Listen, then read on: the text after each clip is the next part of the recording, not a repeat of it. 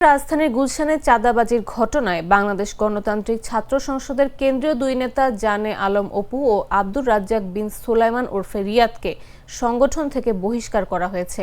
এছাড়াও এই ঘটনায় আটক হওয়া ৩ নেতাকে সংগঠন থেকে স্থায়ী বহিষ্কার করেছে বৈষম্য বিরোধী ছাত্র আন্দোলন। শনিবার রাতে পৃথক পৃথক সংবাদ বিজ্ঞপ্তি ও জরুরি বিজ্ঞপ্তিতে এই ৫ নেতাকে বহিষ্কারের কথা জানিয়েছে এই দুই সংগঠন। এর আগে শনিবার রাত ৮টার দিকে গুলশান থেকে ৫ জনকে আটক করেছে পুলিশ।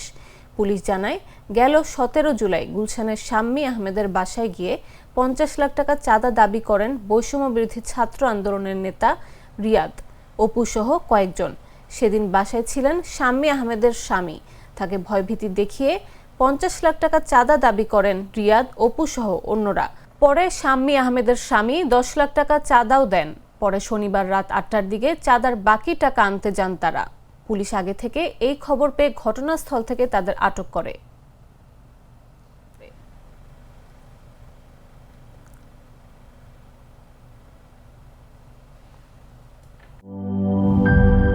ডায়ালগ সুবাসিত টয়লেট ক্লিনার, যার পাওয়ার প্লাস ফর্মুলা টয়লেটের কোনায় কোনায় পৌঁছে ৯৯.৯৯% জীবাণু ধ্বংস করে।